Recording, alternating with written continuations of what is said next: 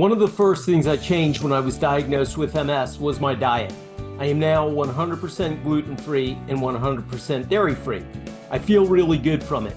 In fact, if I found out tomorrow that being gluten-free and dairy-free does not help MS, I probably would stay gluten-free and dairy-free because it's helping everything else.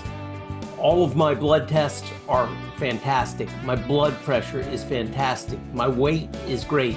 I'm very happy with this diet, but I must admit it's quite boring.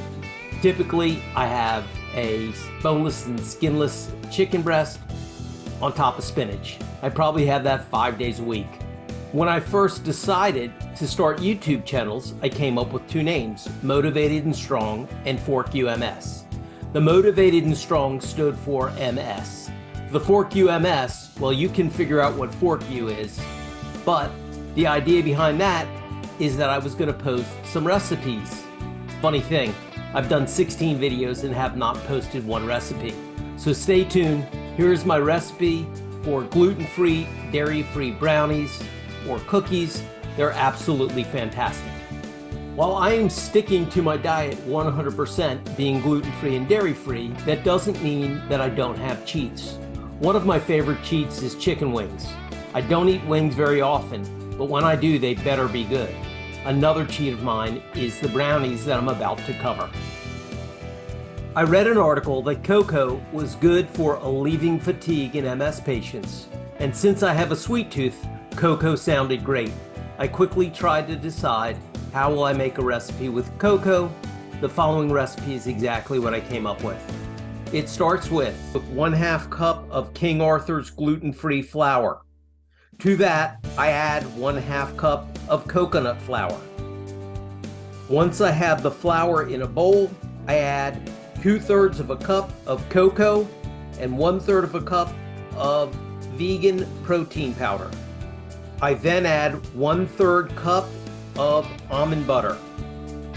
I find the best way to add almond butter is to let it stand out and get soft. Otherwise, it is very hard to mix into the flour mixture. I add 1 teaspoon of baking soda, 1 teaspoon of salt, and 1 tablespoon of vanilla extract. Now I need to sweeten things up, so I add 1/3 of a cup of honey and 1/3 of a cup of agave. I find agave to be very good. It's quite sweet and has a low glycemic index. Then I add the oils. I add 1/3 of a cup of coconut oil and 1/3 of a cup of flaxseed oil. Some people do not like to cook with flaxseed oil. The flaxseed oil that I am using is good for cooking, and when I bake things, I never bake above 350. You do not need to worry about the flaxseed, but if you are concerned, you can just use 2/3 of a cup of coconut oil. The last thing I add is 3 eggs. Once the eggs are added, you have to mix everything together, and that takes a lot of work. Actually, the mixing is the hardest part of this whole recipe. What you'll find is as you mix this gets very thick. It's not like a batter. It's more like a cookie dough.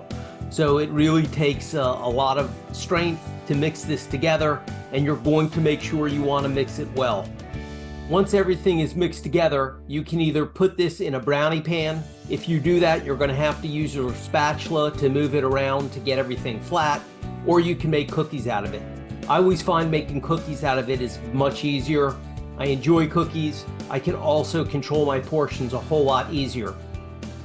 Here's what the cookies look like, and once the cookies are cooled, I put them in a baggie and I store them in the freezer. I found storing things in the freezer keeps them fresher longer, and I actually like that they get a little bit crispy.